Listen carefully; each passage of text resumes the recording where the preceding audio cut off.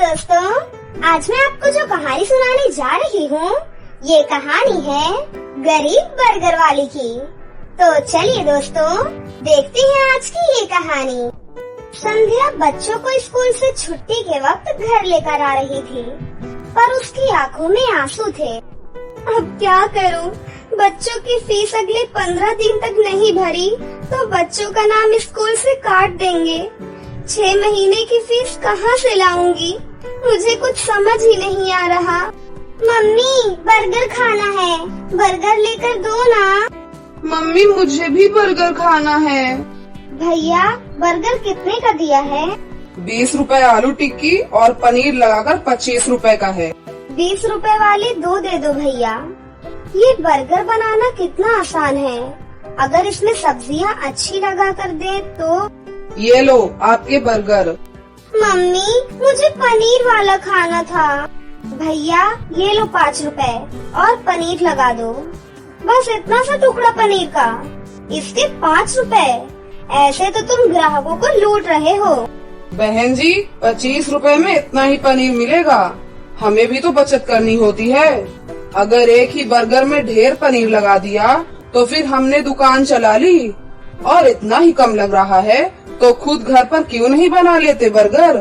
Burger वाले की ये बात संध्या के मन में घर कर गई और उसके मन में विचार आया, अगर मैं बर्गर का काम खोल लूं तो मेरे पास भी इतने पैसे हो जाएंगे कि मैं घर के खर्चों में हर्ष की मदद कर सकूंगी। और फिर बर्गर बनाना भी तो बहुत ही आसान है। घर जाकर माँ जी और हर्ष से बात करती हूँ। संध्या हर्ष और अपनी सास से बर्गर का ठेला लगाने की बात करती है। लो, कर लो बात संध्या बहू। अब तुम भी बच्चों से बात कर रही हो। पता है तुम्हें, हम औरतों का घर से निकलकर बाहर काम करना कितना मुश्किल है। हम औरतें घर के चूल्हा चौका ही निपटा ले, वही गनीमत है। पर माँ जी, आजकल बर्गर का काम बहुत चल रहा है। अगर मैं ये कर लूँ तो इससे हर्ष को भी पैसों की मदद मिलेगी। मुझे 15 दिनों के अंदर बच्चों की स्कूल की फीस भी जमा करनी है। हर्ष की सैलरी घर के किराए और घर के खर्च में ही लग जाती है। दोनों मिलकर काम करेंगे तो घर खर्च में आसानी होगी। माँ, संध्या का मन है तो मुझे लगता है हमें संध्या को काम करने से नहीं रोकना चाहिए। अब तू भी इसका ही साथ दे रहा है। फालतू के पैसे खराब करेगी और हाथ कुछ नहीं आएगा, देख लेना। हर्ष संध्या को 2000 रुपए देता है। इतने में तो थोड़ा ही सामान आ पाएगा। संध्या परेशान हो जाती है। हर्ष ने जो 2000 रुपए दिए थे वो तो कम पड़ गए। अभी तो ठेले वाले को एक दिन के 200 रुपए और गैस सिलेंडर आएगा 500 रुपए का। अभी और खर्चा करना बाकी है। मुझे कुछ काम उधार उठाकर करना होगा। बर्गर का ठेला लगाने के लिए संध्या को उधार में सामान लेना पड़ा। संध्या ने बर्गर का ठेला लगाना शुरू कर दिया, पर अभी नया नया काम था तो ग्राहक कम आ रहे थे। संध्या शाम के वक्त बर्गर का ठेला लगाती थी, पर जैसा संध्या ने सोचा था वैसा बिल्कुल नहीं हुआ। मैंने सोचा था बर्गर बिक जाएंगे तो मेरी थोड़ी कमाई हो जाएगी, पर यहाँ पर एक भी बर्गर नहीं बिका। पता नहीं मेरी कमाई कैसे होगी। अगर कुछ दिन तक ऐसे ही चला तो माँ जी और हर्ष मुझे इस काम के लिए मना कर देंगे।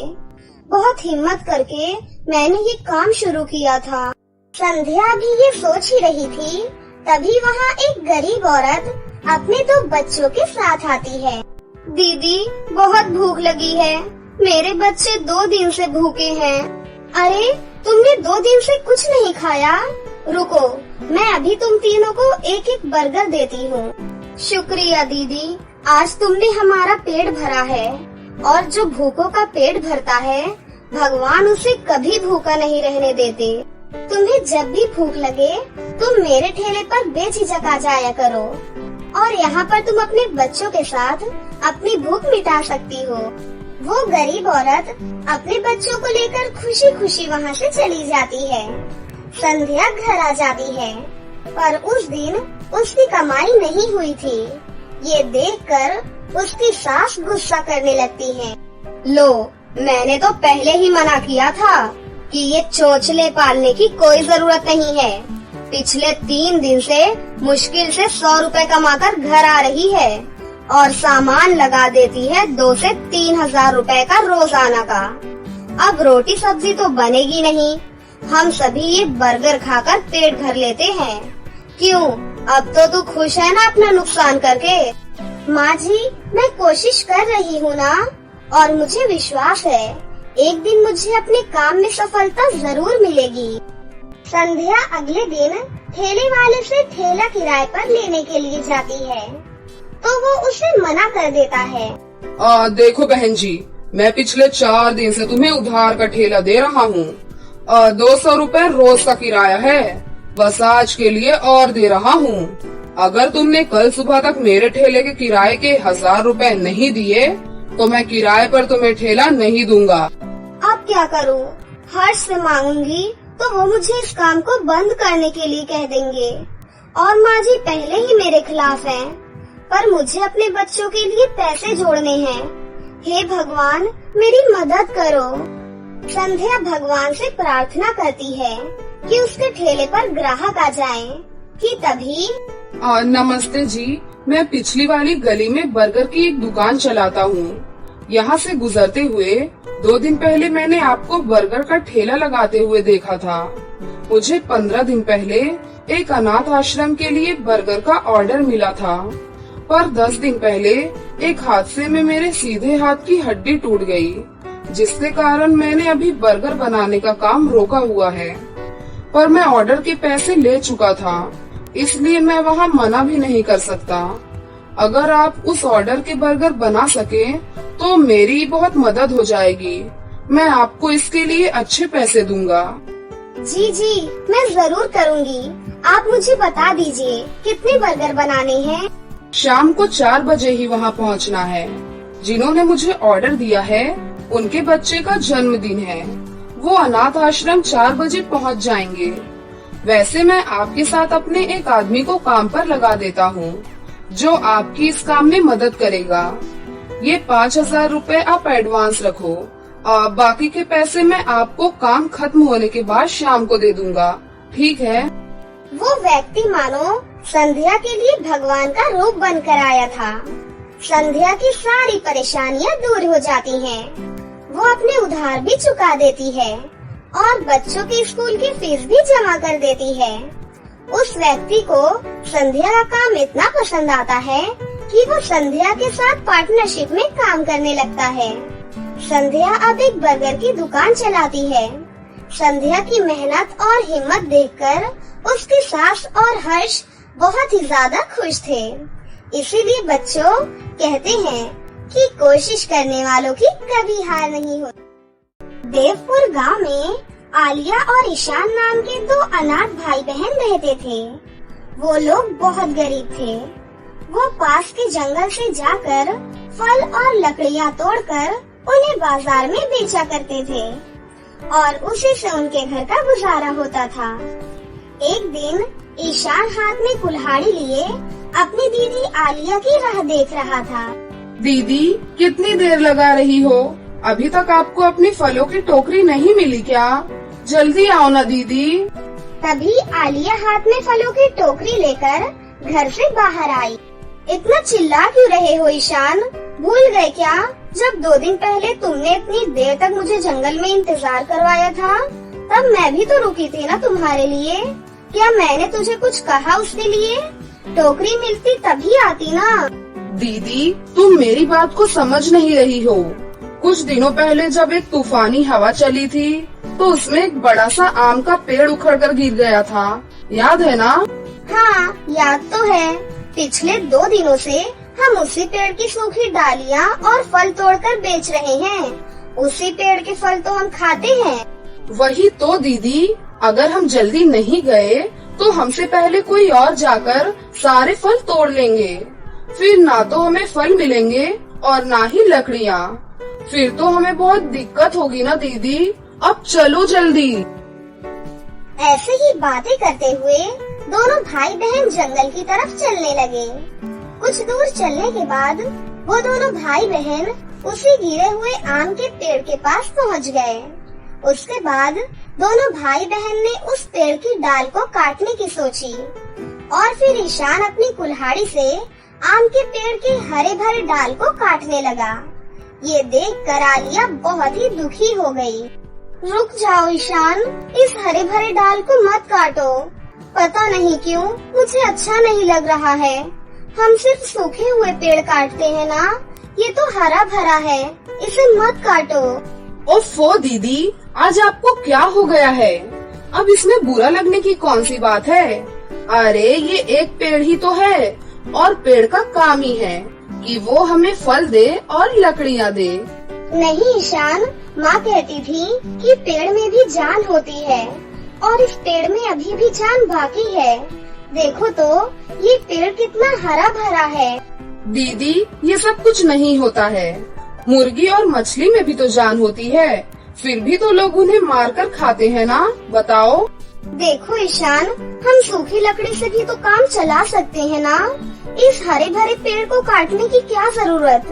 एक काम करते हैं, हम इस पेड़ के सारे आम तोड़ लेते हैं, उसे बेचकर हम अपना गुजारा कर लेंगे।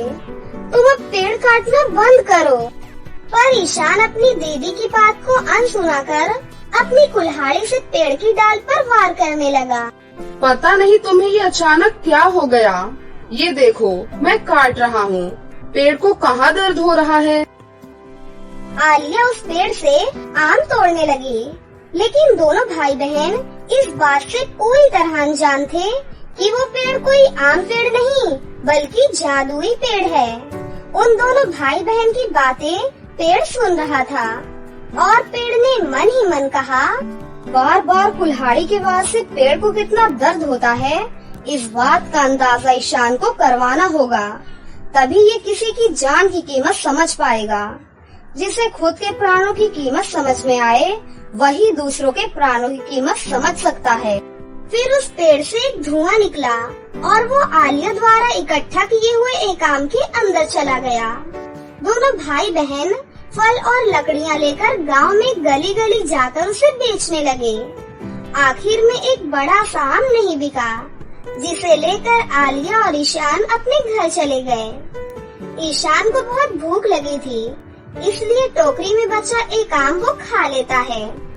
ईशान का पेट भर गया और फिर दोनों भाई बहन खाना खाकर सो गए।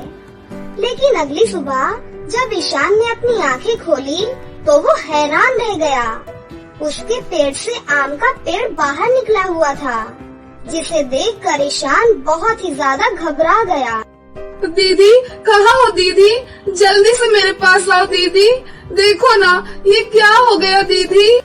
ईशान की आवाज सुनकर आलिया जल्दी से ईशान के पास आती है और ईशान के पेट पर उगे आम के पेड़ को देखकर वो दंग रह गई।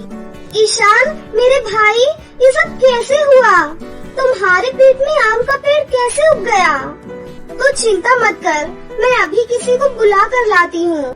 नहीं दीदी, मुझे अभी हॉस्पिटल ले चलो, मैं इस आम के पेड़ के साथ नहीं जी पाऊंगा दीदी, मुझे सही कर दो दीदी, प्लीज दीदी, मुझे डॉक्टर के पास ले चलो दीदी, प्लीज। ईशान रोए जा रहा था। ईशान की ये हालत देखकर आलिया उसे हॉस्पिटल ले जाती है। पेट में पेड़ लिए ईशान को चलने में बहुत ही तकलीफ हो रही थी। रास्ते में जो लोग भी उसे देखते वो हंसने लगते। आलिया जल्द ही उसे गांव के ही एक हॉस्पिटल में ले जाती है। डॉक्टर ने जैसे ही ईशान के पेट में उगे उस आम के पेड़ को देखा, वो शॉक्ड रह गए। व्हाट? ये क्या है? ये कैसे हो गया? डॉक्टर साहब मेरी जान बचा लो डॉक्टर साहब, मैंने रात में एक आम खाया था और मेरे पेट में ये आम का पेड़ उग गया। आम तो हम भी खाते हैं, पर आम का पेड़ तो हम में से किसी के पेट में नहीं उगा। तुम्हारे साथ ऐसा क्या हो गया? ओफो, अब इस आम के पेड़ को निकालने के लिए ना जाने कहां कहां से मुझे तुम्हारे पेट को काटना पड़ेगा, ये मुझे भी नहीं पता। This case is very critical, इसे मैं नहीं कर सकता। मैं तो क्या, दुनिया में कोई भी डॉक्टर नहीं कर सकता। मुझे तो ऐसा लग रहा है जैसे ही आम का पेड़ तुमसे कुछ कहना चाहता है, इसलिए वो तुम्हारे पेट में उगा है। डॉक्टर की ये बात सुनकर आलिया और ईशान ने कुछ देर सोचा और हॉस्पिटल से अपने घर वापस आ गए। और फिर आलिया ईशान को लेकर उसी जंगल में उस आम के पेड़ के पास पहुंच गई, जिसका आम ईशान ने खाया था। आलिया और ईशान वहां जाकर हाथ जोड़कर उस आम के पेड़ से विनती करने लगे।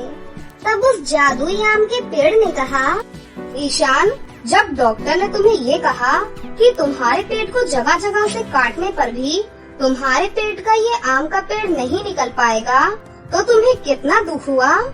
तुम जो मुझ पर अपनी कुल्हाड़ी से बिना सोचे समझे वार करते हो, तब मुझे भी उतना ही दर्द होता है। यही समझाने के लिए मैंने तुम्हारे साथ ऐसा किया। पेड़ जी, मुझे माफ कर दीजिए। मुझे समझ आ गया कि हर किसी के अंदर जान होती है। हमें ऐसे ही किसी को तकलीफ नहीं पहुंचानी चाहिए।